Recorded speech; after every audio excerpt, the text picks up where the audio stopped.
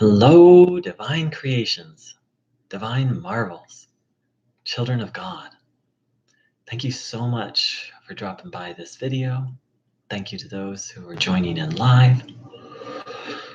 So, what I'm going to be sharing today is based on the teachings of a man named Bruno Gröning, one of the most Christ-like beings I've ever heard of.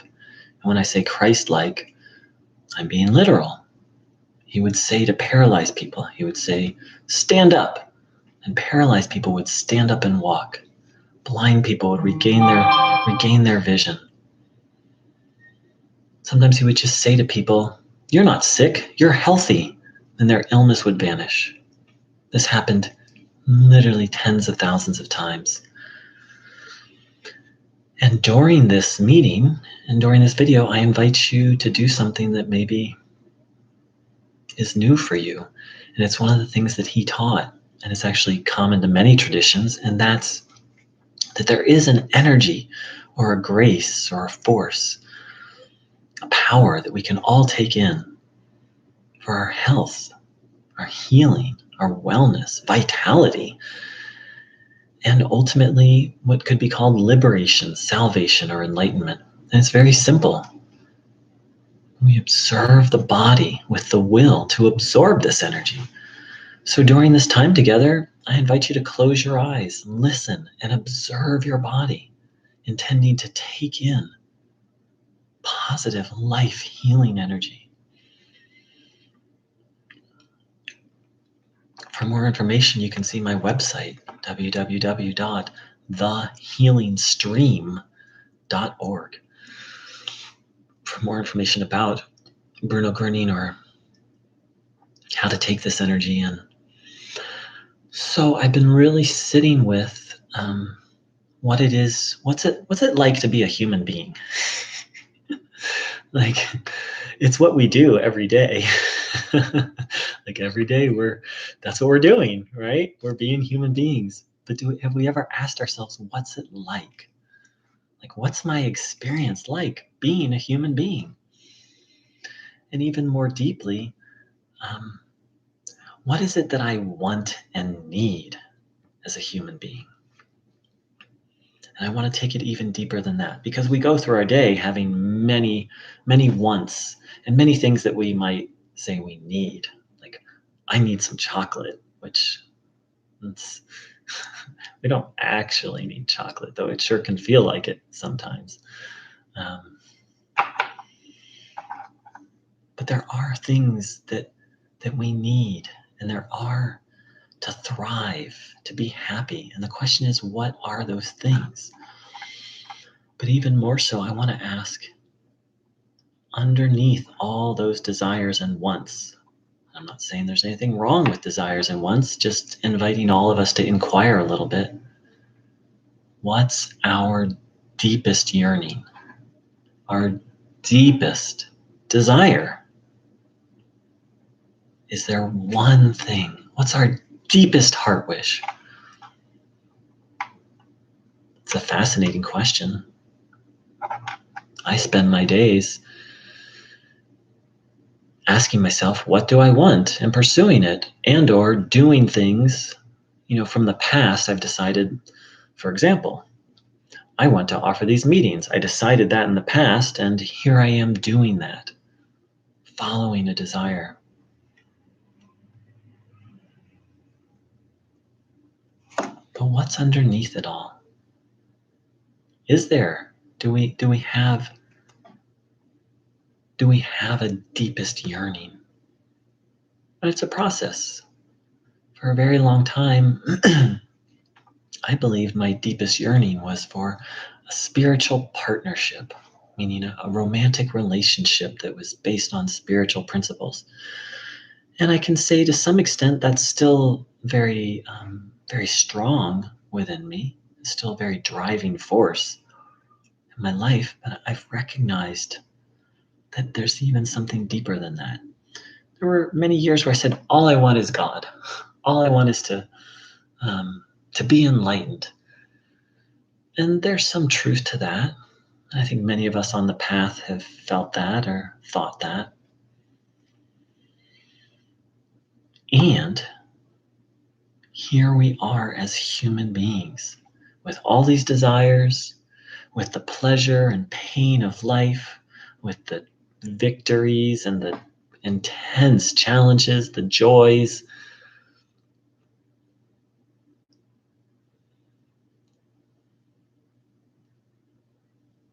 So, given our human experience, what do we really want? Well, the conclusion I've come to through my own experience and through the help of some of Bruno Gruning's teachings is that what I want is constant companionship, constant connection, constant intimacy, constant presence. There's different words and sort of different flavors of the same thing, and each person here might have their own word for it. Constant love. Some people would say constant peace, security. But for me, the one that really nails it is constant companionship. And that's a bit tricky. How to get constant companionship, and what am I talking about, and what does this have to do with spirituality anyway? Well, Bruno Gruning very simply said that God has everything that we need, but that we human beings have forgotten this. Now, this is something that mystic sages, philosophers, gurus, they've all been saying that, each in their own way, maybe with some variation, but that there is a reality that we're all desperately seeking. And just like that country song, looking for love in all the wrong places, that's what most of us are doing.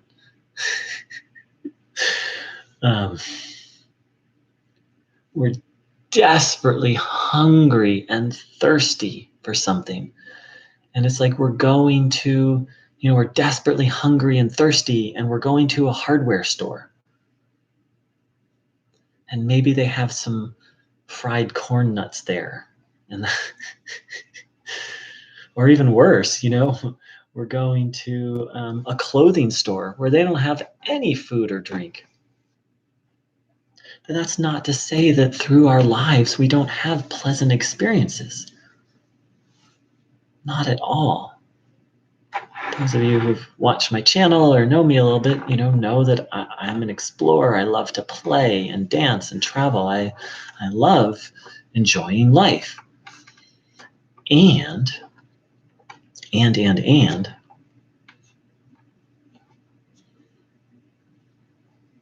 I wouldn't trade any of the adventures or experiences I've had. They've all been precious, and I intend to continue having more and more. And lately I'm just asking, what do I really want? What do I really want in this life? What does Bruno Gruning mean? God has everything we humans need. What on earth could that mean? Because of course, the things, when I think about what do I want off the top of my head, it's like, I want happiness. I want to live in nature. These are just my current desire list. Like I want to be happy. I want to live in nature. I want to have lots more friends. I want a partner. I want to be doing service work. I want this. I want that. But pretty much all those things I just mentioned are things. And what if, not that I shouldn't and won't pursue any and all of them, but what if fundamentally looking for my happiness in those things is like being hungry and thirsty and going to a toy store?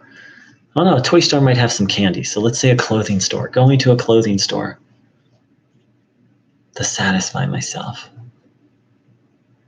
Or let's say a toy store, where I can get some candy and probably some soda that'll sort of quench the quench the desire but not satisfy it. So when speaking to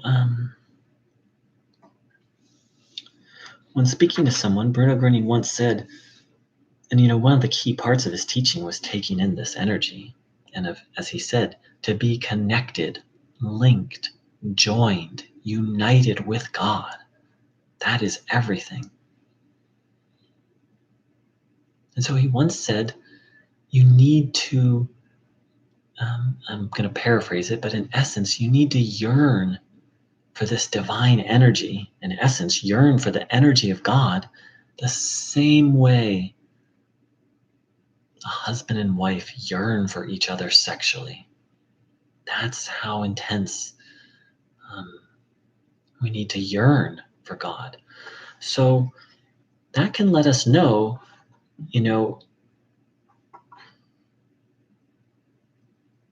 so this idea of wanting God, of desiring closeness with God, is not new to Bruno Gröning or any tradition. Pretty much every mystical tradition talks about it. And if we really listen to what Bruno said, which was, once again, you need to yearn for the divine energy, the same way a husband and wife yearn for each other sexually. And again, I'm paraphrasing.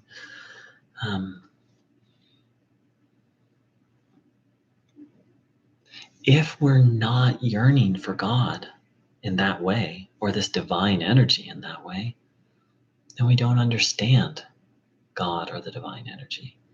So I've been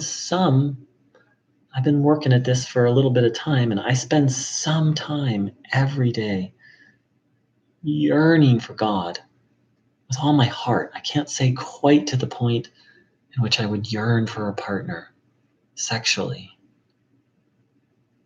Getting closer. But this burning desire for closeness to the divine. And so, in every moment that I'm not yearning for the divine in that way, I'm starting to recognize that I'm in a state of ignorance. I'm not putting myself down, I'm just saying what is. Now, if, let's say I'm in a hotel room, and let's say on the other side of the hotel room is a lawyer who has a deed to the most beautiful oceanfront property in Hawaii. And next to the lawyer is a billionaire who wants to give me $100 million. And then next to the billionaire is the most loving, stunningly beautiful woman on the planet.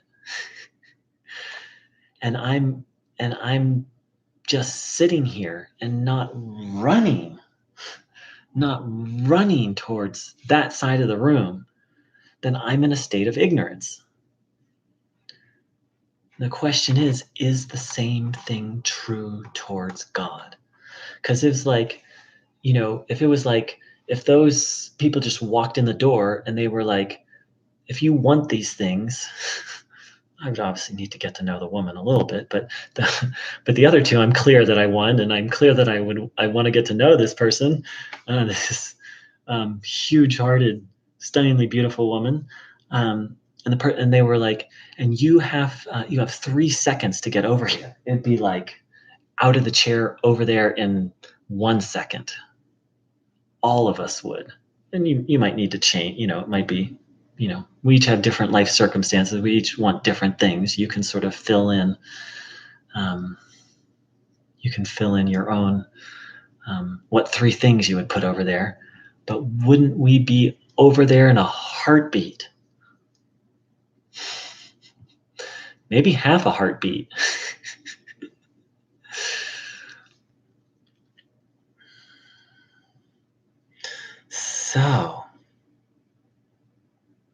So What I'm inviting us to reflect on is, does connection with God, with the divine, and different people have different words. Some people call it energy, presence, love, big love. Does that give us everything we want? Is that everything we've been dreaming of and yearning for and burning for and seeking every which way? It's not for me to tell you that, yes, that's what you've been wanting, but I can say that's what I've been wanting all my life. And that's what I mean by constant companionship. Don't take my word for it. Don't take Bruno Gruning's word for it. Don't take Christ's word for it, who said, it's written, he said, seek ye first the kingdom of God, and then all these things will be added unto you. The entire essence of the Hindu tradition is finding eternal happiness. The Buddhist tradition is finding eternal peace or bliss. And of course, the Christian tradition is based on heaven, eternal happiness, and eternal, favorable, wonderful circumstances, as is Islam.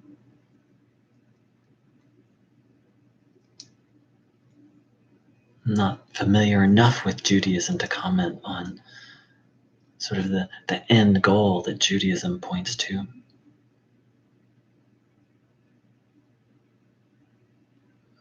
But I invite each of us to really reflect,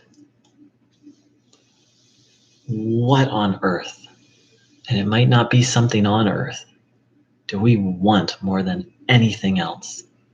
And what I've come to is this recognition of constant companionship. Is it possible? Many mystics and teachers have said yes in their direct experience. And there are certain beings on this planet. It's written that Christ was one of them. Bruno Gruning said that he's one of them. Bruno Gruning said, really believe, I'm with you always. I'm not just saying this. And when I say constant companionship, what I'm talking about is the ongoing experience of connection. Because I could have a constant companion. If Bruno Gruning is right, he is with me always. If the words that we have in the Bible are accurate, that Jesus said that and Jesus was right, then Christ is with me always. And I don't think they're the only two. But if I'm not tuned into them, it's like having money in the bank and not knowing my account number, not knowing which bank I have it at. So thank you so much for joining in. And I invite people to really reflect and discover if what I'm saying is true or not.